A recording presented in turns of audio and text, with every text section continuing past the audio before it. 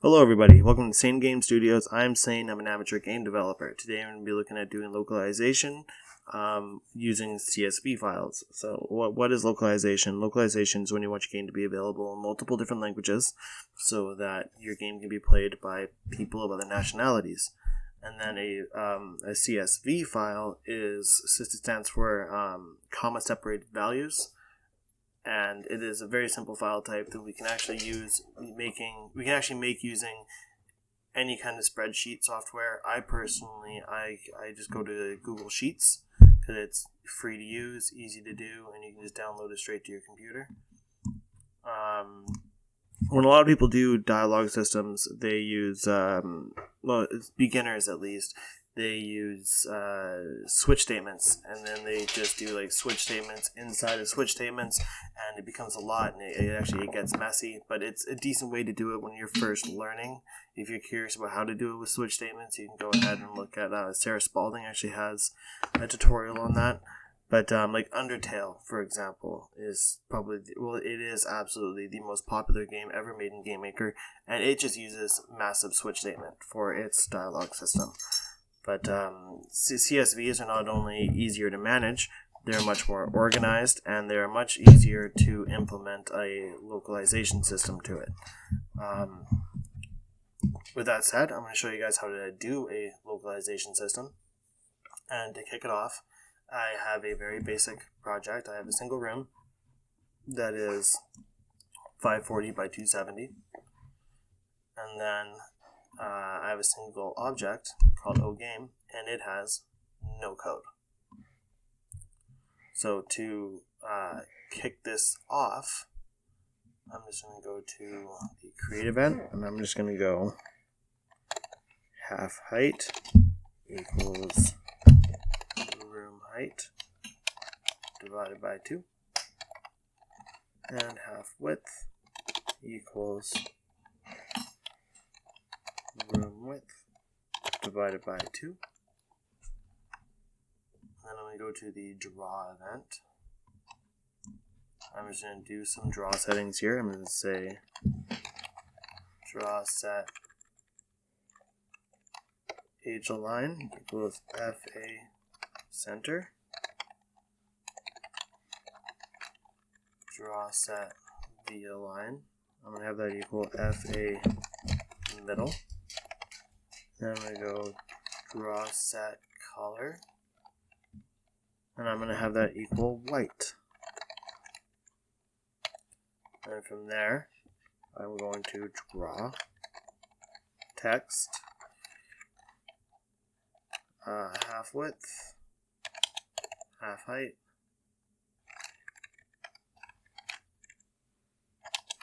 and I'm just going to say hello.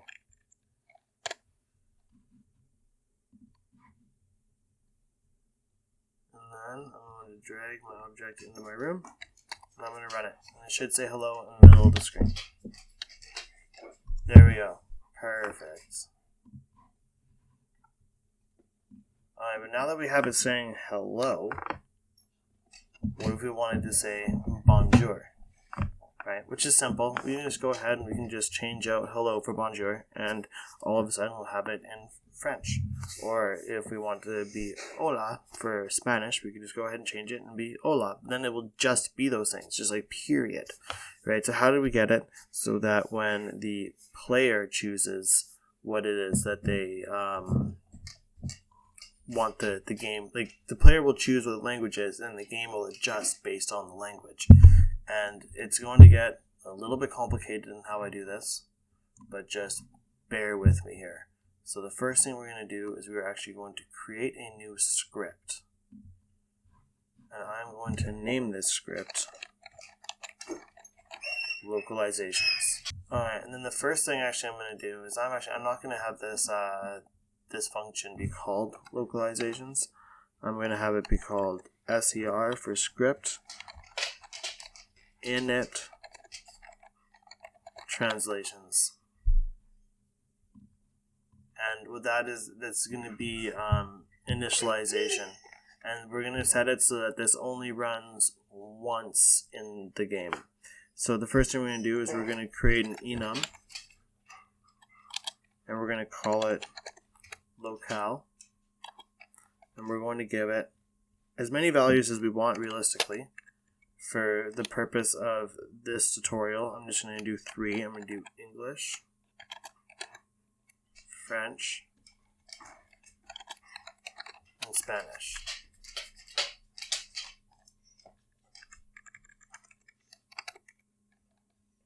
And then I'm going to call the function that we are about to use. So when you call a function in a script outside of a function, like you just call it like that, what happens is the game actually runs every script once at the beginning of the game.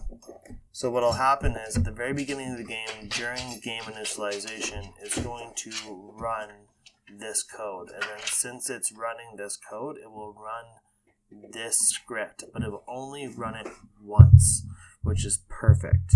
We only want it to run it once. So we're going to be declaring a couple variables in here as well. I'm going to declare a global variable, and I'm going to call it global.locale. And I'm going to have it equal load CSV. I'm going to leave that blank for now because we don't have a CSV file made for this yet. And then I'm going to create a local variable. I'm going to call it var HH, and I'm going to have it equal ds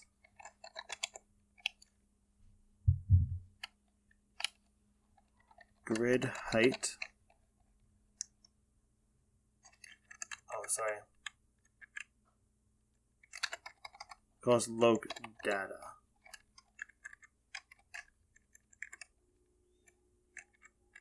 So this is a pretty complicated piece of code. So I have it on my phone beside me, and I'm just gonna walk you through what it does. I've been using this code for a long time, and honestly, it works great. I actually got it from another tutorial, but I had to tweak a couple things to get it to work because the tutorial I got it from is 5 or 6 years old now. So I'm gonna get ds grid height. I'm going to punch in that global variable, global.locdata.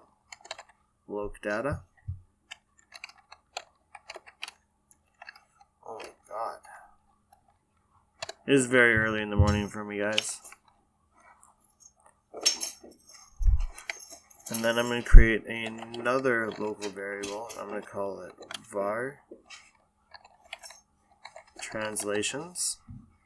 And I'm going to have it equal ds map create. And then what I'm going to do is I'm going to do a for loop. So I don't know if you guys have done for loops before, but they're actually very handy. I'm going to say var I equals 0. If I is less than HH, I plus plus. So what this is going to do is it's going to take the CSV file that we have created, and it will load into as a DS grid. That's what that does. And then we're going to be creating a map of that grid, and then we are going to be cycling through how tall the grid is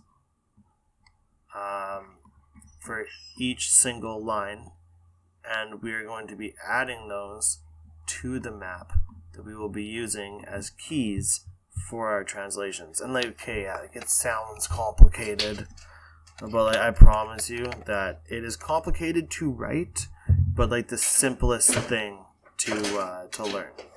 To use, sorry. So I'm going to ds map add.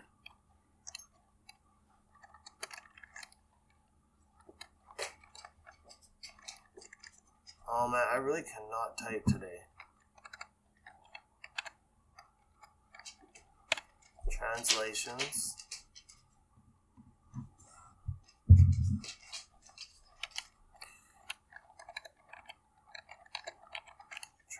translations.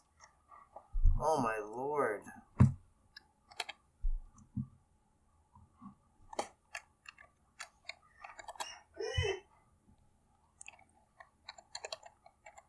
Global.locdata.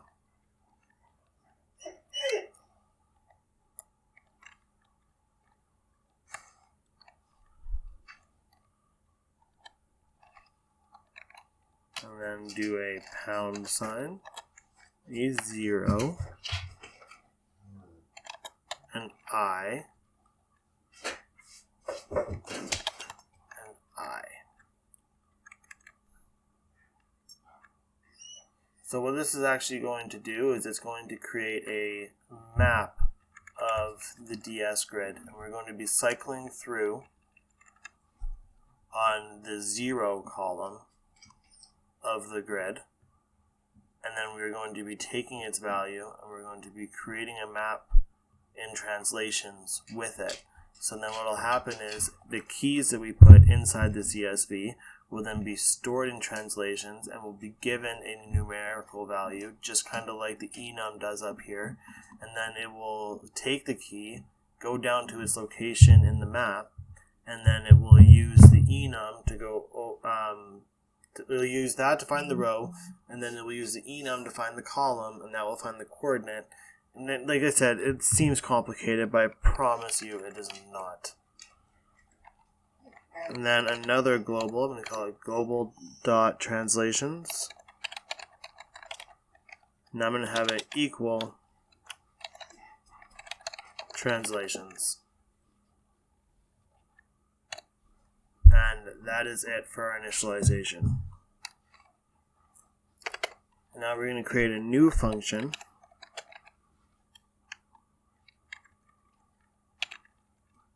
I'm going to call it scr text, and it's going to be fed a single argument, and that's going to be the key.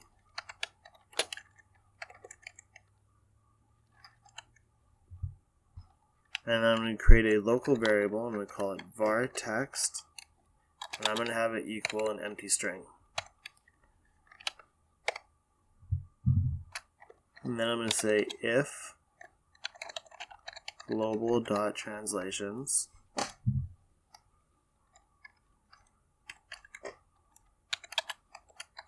So what I'm doing here is I am asking if that key exists.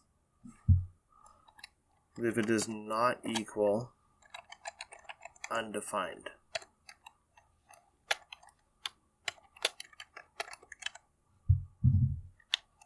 Let's say text is going to equal global.translations.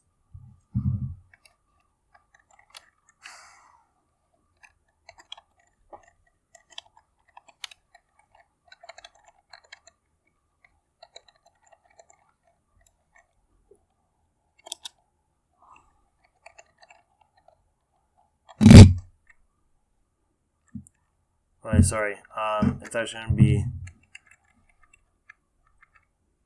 global.locdata.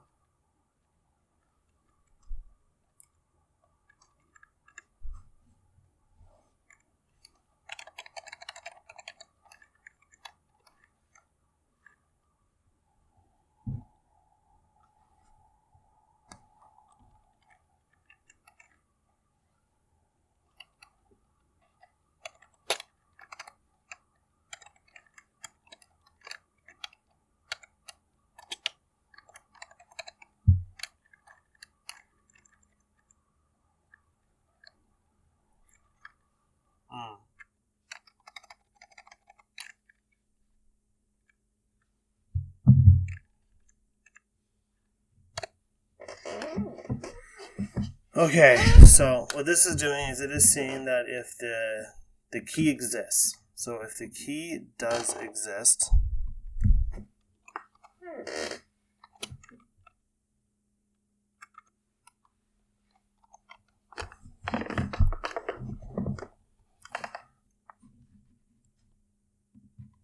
what it's going to do is it is going to take the empty string variable and it is going to grab the map. It is going to take the enum for our language and add 1 to it, because the column 0 is going to be the keys, and then column 1 will be English, column 2 will be French, but in the enum, English is 0, so you get 1 plus 0, that's going to be 1. It's going to move over 1 to the English column, and then it's going to move down to the row in which that key exists. And then it will then grab that block on the CSV, and it will feed it back into the text variable. And then, very simply, we're going to return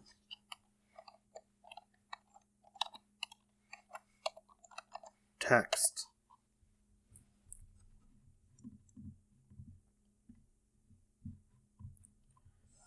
And that will just take us to when we call the function, right? Okay, so if instead of typing in the string, like if I go to my workspace here and I go to OGame, instead of typing in hello, instead what I would do is I would go SCR text, and then I would put in whatever I put in for my key for hello. But we still have to create the CSV file, so I'm going to show you guys how to do that real quick here. So if you go to globals, you go to Google, and you go to Sheets, you're going to get this untitled spreadsheet. I'm going to name this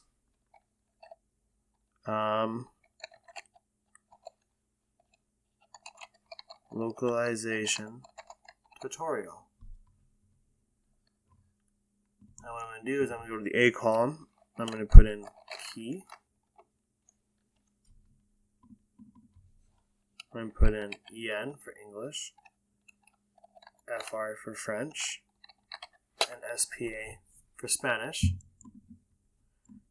That is not actually needed for the CSV file. I just do that for my own organization.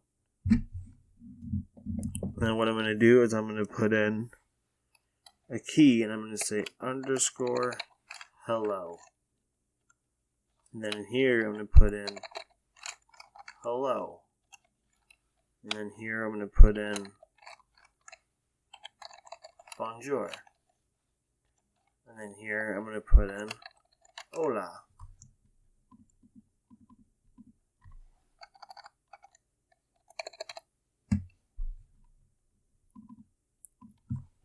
But then here I'm going to put in goodbye. Here I'm going to put in peace. Au revoir. And shit, can't remember what it is. I'm just going to say bye. Doesn't actually matter. All that matters is that I show you that it works.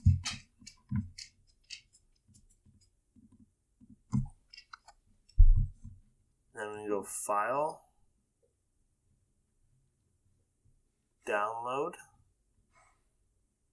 CSV, comma separated values.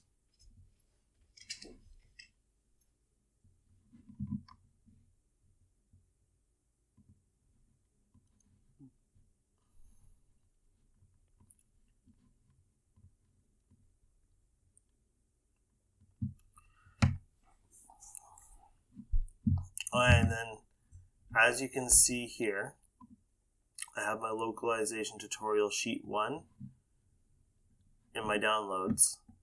And then here, under GameMaker projects and blank game, I have this folder called data files. What you're going to do is you're going to take this and you're going to move it to data files. That's all you got to do. And then, if you go up to the asset browser and you click on the 3 little lines here and you go included files, you will see it. It will pop up right there. So I can actually go to this and I can punch in that name for the load CSV.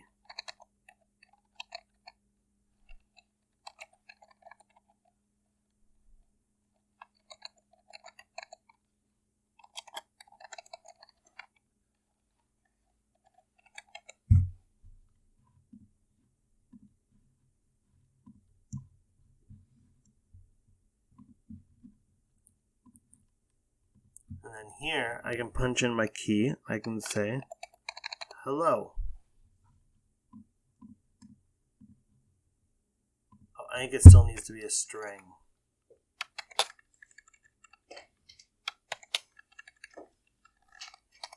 Then I play that.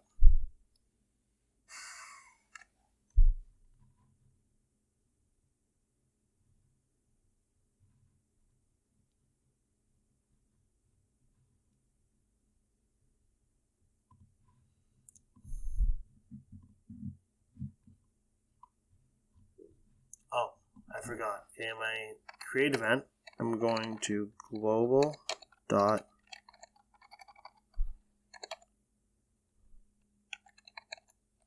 locale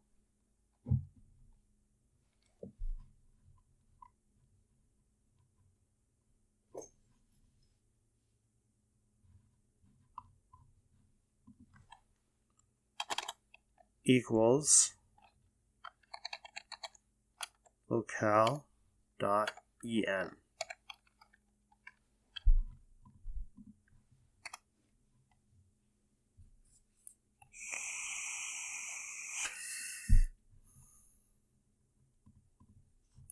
So I gotta chase some typos. I cannot type today. There, you see, it says hello. Then if I were to change this to FR and then run it, bonjour. If I were to change this to SPA and then run it, hola. Then I can do that again.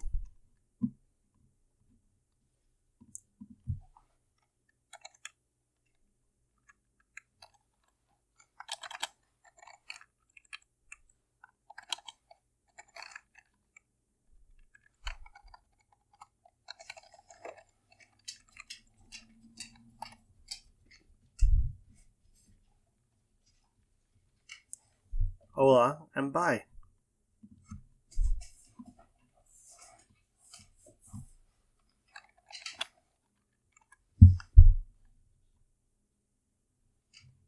Hola and peace. So I don't actually need to update that value.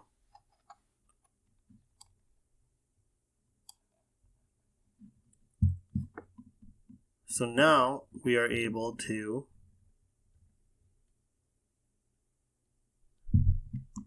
translate things. I'm going to get rid of this. And I'm going to be like, okay, so what if you want to say that you have lost, like, let's say your player got damaged and you want to display text on the screen saying that you have taken, like, 3 damage, right? How do you make that work with the localization? And that's actually fairly simple to do. And what we are going to do is we're actually going to add a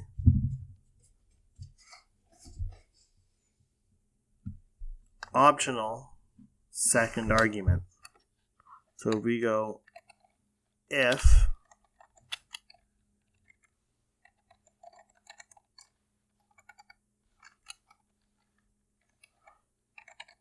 argument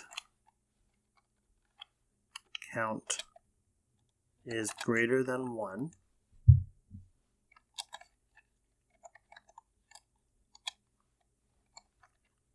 var a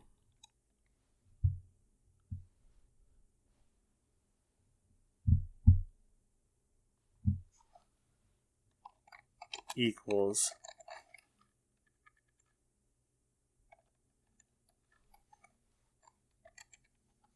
argument 1. I'm going to say else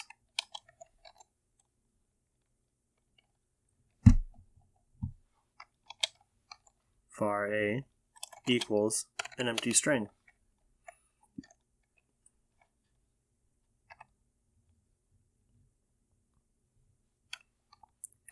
And then we're going to say text,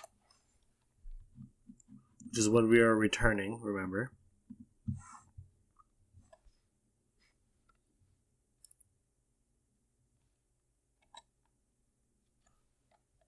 Equals string replace all. We're going to be replacing it out of our text string. And we're going to set a symbol that we can put inside of our CSV that we can be replacing with whatever we put into our second argument. I'm going to go curly bracket a, curly bracket, and we're going to replace it with a.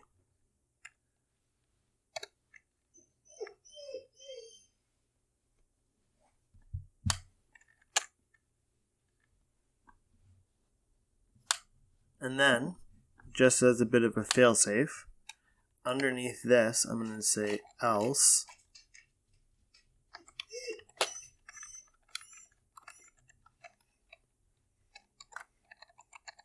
text equals key. So if you ever make a mistake and you build a pretty extensive dialogue and you do a bunch of translating all at once and you forget to add one of the keys, then when you try to print that on the screen, instead of it printing nothing, it will print whatever you punched in for the key, and it will let you know that you have made a mistake on the CSV file and that key doesn't actually exist yet, and therefore you can't print it. So now actually I'm going to go to my localization and I'm going to say my key's going to be hit, and I'm going to say you lost, throw in that symbol HP. And then I'm not going to do it for French or Spanish just because I'm not actually going to translate those right now because I don't know how to say that in French or Spanish. But if it works with English, it will work with the rest. What I'm going to do is I'm going to go back to my blank game. I'm going to go to my O game. And I'm going to put in hit. And then for my second argument, I'm going to put in 3. And I'm going to run that. Oh, see? Made a mistake. At no point in time did I actually download the updated CSV and then transfer it into my data file. So I'm just going to do that real quick.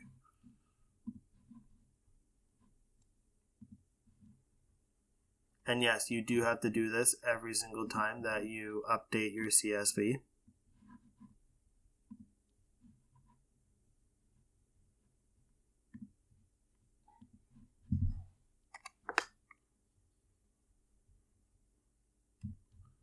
You lost 3 HP. Right? And then you can do a lot with this. So I'm going to say HP lost equals 5. And then here, instead of putting in hard coding in a 3, I'm going to say string HP lost.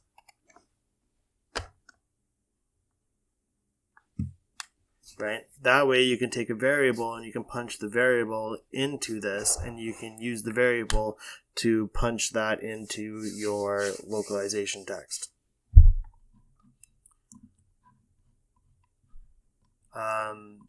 This code here, I will actually put it into the comments for this video, so that you don't have to watch me and type in everything that I have typed here, because as you saw, I was still kind of half asleep, and I had trouble typing this, and I knew what I was doing. So because of how complicated this is, I will straight up just throw this into the description for the video. An important thing is that global.locale is not declared. So like, you could actually, if you wanted, declare it right here.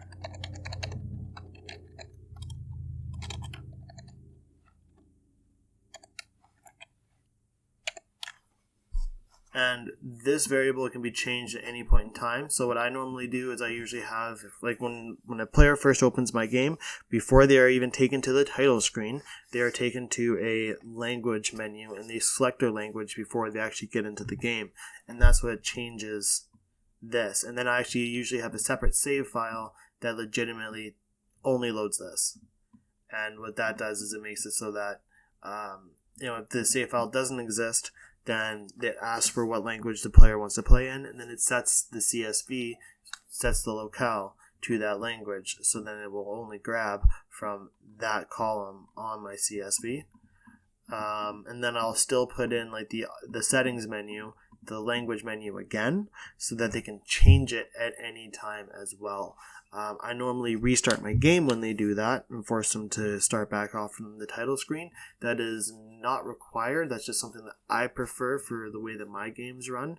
I would like the entire game to be in one language or the other, but you can just switch this. And I'll give you an example of that.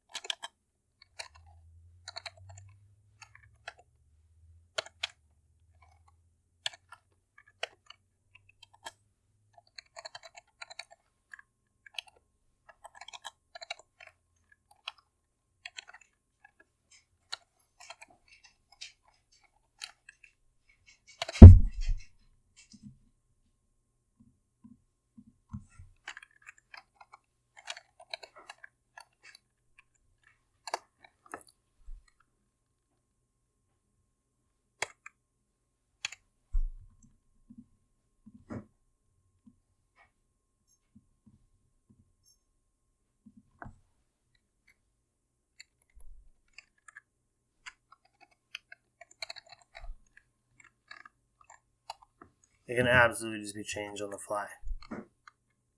Bonjour. Hello.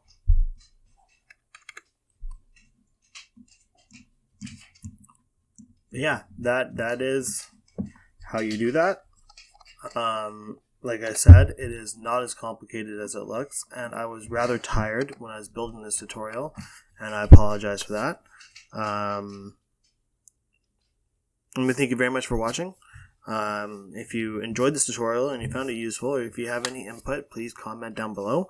If you have any suggestions for what you want to see for future tutorials, please let me know down in the comments. Or if you just like this tutorial, please like and subscribe. That really helps me out a lot. With that, I think we are done here. So I'm going to say peace out and have a good one.